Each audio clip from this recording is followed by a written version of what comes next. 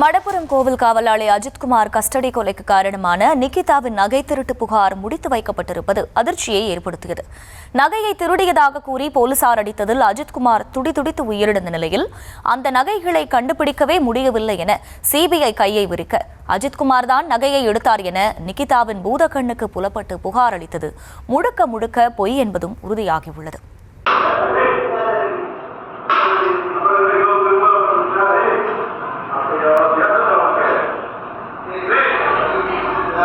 அஜித்குமார் கொலைக்கு மூல காரணமான நகை திருட்டு புகார் முடித்து வைக்கப்பட்டிருக்கும் நிலையில் செய்யாத குற்றத்திற்காக அஜித்குமாரின் உயிர் பறிபோயிருக்கிறது என்பதும் ஆணித்தரமாக உறுதியாக இருக்கிறது.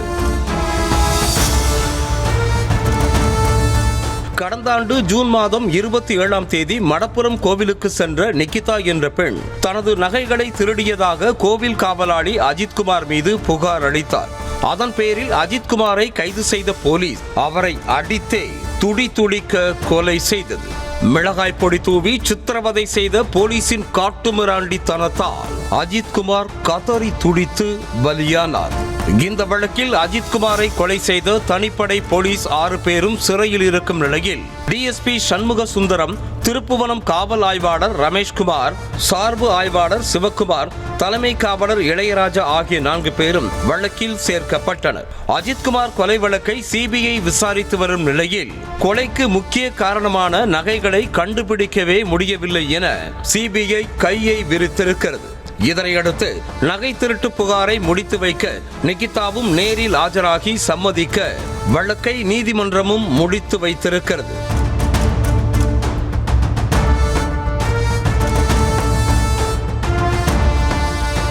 நிகிதாவின் நகை திருட்டு புகார் குறித்து திருப்புவனத்தில் சுமார் 40க்கும் மேற்பட்ட சாட்சியங்களை சிபிஐ அழைத்து விசாரித்து சல்லடை போட்டு சலித்திருக்கிறது. இருப்பினும் நகைகளை கண்டுபிடிக்க முடியவில்லை என உச்ச விசாரணை அமைப்பான சிபிஐ இறுதி அறிக்கை தாக்கல் செய்திருப்பது சந்தேகத்தை கொடுத்திருக்கிறது. எத்தனையோ வழக்குகளை போதிய ஆதாரம் கிடைக்காமல் நிலுவையில் வைத்திருக்கும் சிபிஐ இன்னும் ஓராண்டு கூட ஆகாத இந்த நகை திருட்டு வழக்கில் எந்த முகாந்திரமும் இல்லை என முடித்து வைக்க முன்வந்திருக்கிறது. இதன் மூலம் அஜித்குமார் நகையை திருடியதாக நிகிதா சந்தேகப்பட்டது முழுக்க முழுக்க பொய் என்பதும் உறுதியாக இருக்கிறது. அஜித்குமார் நகைகளை திருடவே இல்லை என்பதும் அவருக்கும் மாயமானதாக கூறப்படும் நகைக்கும் சம்பந்தமே இல்லை என்பதும் தெள்ள தெளிவாக தெரிய வந்திருக்கிறது. அதாவது 2 புகார்கள் இருக்கு. ஒன்று அஜித்குமாரை அடித்து காவலர்கள் சித்திரவதை பண்ணி கொலை பண்ண ஒரு வழக்கு. 2வது வழக்கு நிகிதா கொடுத்த திருட்டு புகார் வழக்கு. இந்த 2லையுமே சிபிஐ விசாரிச்சு அறிக்கை தாக்கல் பண்ணியிருக்கிறாங்க. அதில் 10 பேர் குற்றவாளியாக கொலை வழக்கில் சேர்த்திருக்கிறாங்க. இப்போ இந்த திருட்டு புகாரை பொறுத்த வரைக்கும் கிட்டத்தட்ட ஒரு 40க்கும் மேற்பட்ட சாட்சிகளை விசாரிச்சிருக்கிறாங்க. திருப்புவனமே சல்லடையாக அலசி பார்த்துருக்குறாங்க. சிபிஐ தரப்புல ரொம்ப தரவா விசாரிச்சிருக்கிறாங்க. அப்படி விசாரிச்சுமே நகை இருந்ததுக்கான முகாந்திரமே இல்லாததுனாலையும் அதை கண்டுபிடிக்க முடியல அப்படின்னு சொல்லியும் இந்த வழக்கில் க்ளோசர் ரிப்போர்ட் ஒன்று தாக்கல் பண்ணியிருக்கிறாங்க. காணாமல் போன நகைகளை கண்டுபிடிக்கவே முடியவில்லை என சிபிஐ கூறியதை ஏற்று நகை திருட்டு புகாரை முடித்து வைக்க சம்மதித்ததாக பெருந்தன்மையாக கூறியிருக்கிறார் நிகிதா. உயிரை விட நகை முக்கியமில்லை என நிகிதா தற்போது கூறுவதை கேட்கும்போது வேடிக்கையாகத்தான் இருந்தது. ஸோ இன்னைக்கு இந்த வழக்கு சம்பந்தப்பட்ட வரைக்கும் இது க்ளோஸ் பண்ணியிருக்கோம். நம்ம நான் அக்செப்டன்ஸ் எழுதி கொடுத்துட்டு வந்திருக்கேன். ரிட்டனாக கொடுக்க சொன்னாங்க. நான் ஃபர்ஸ்ட் ஓரலாக கேட்டாங்க, ஃபோர்ஸ் பண்ணாங்களான்றதையும் ஜட்ஜ் சார் கேட்டாங்க.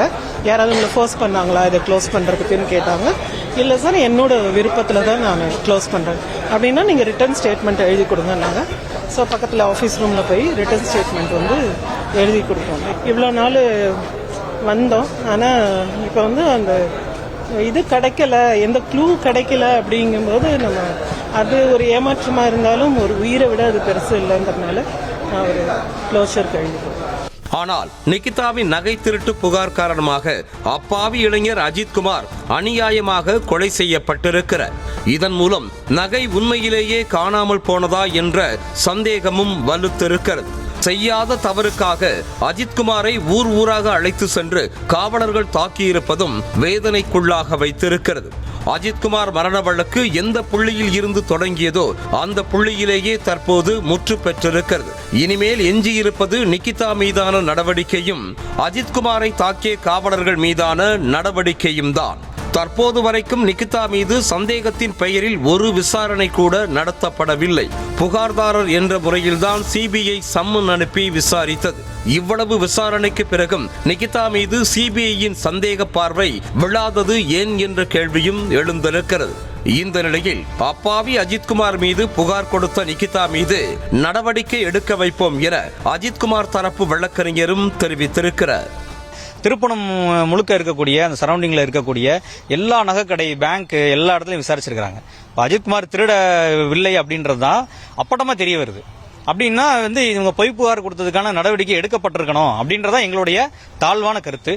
அந்த கருத்துக்காக நாங்கள் தொடர்ந்து சட்ட போராட்டம் நடத்துவோம். விசாரணை அடிப்படையிலையும் சரி, இவர் புகாரில் உண்மை இல்லை, அதனால அடுத்த கட்டமாக நாங்கள் நகல் பெற்று நடவடிக்கை எடுக்கணும் அப்படின்றதில் நாங்கள் உறுதியாக இருக்கிறோம். நகைகள் எப்படி காணாமல் போனது, எங்கெல்லாம் சென்றீர்கள், யார் யார் கூட இருந்தது, என்ன நடந்தது என எதையுமே நிகிதாவிடம் விசாரிக்காமல் நிகிதாவின் வாக்கை மட்டுமே வேத வாக்காக எடுத்துக்கொண்டு கண்டபடி அஜித்குமாரை அடித்து கொண்டிருக்கிறார்கள். காவல்துறையில் இந்த அளவிற்கு ஆதிக்கம் செலுத்தும் அளவுக்கு நிகிதாவுக்கு எங்கிருந்து அதிகாரம் வந்தது, எந்தெந்த முக்கியஸ்தர்கள் மூல காரணம் என்பதெல்லாம் சிபிஐ விசாரணையில் வெளிச்சத்திற்கு வர வேண்டும் என்பதே அனைவரின் எதிர்பார்ப்பு.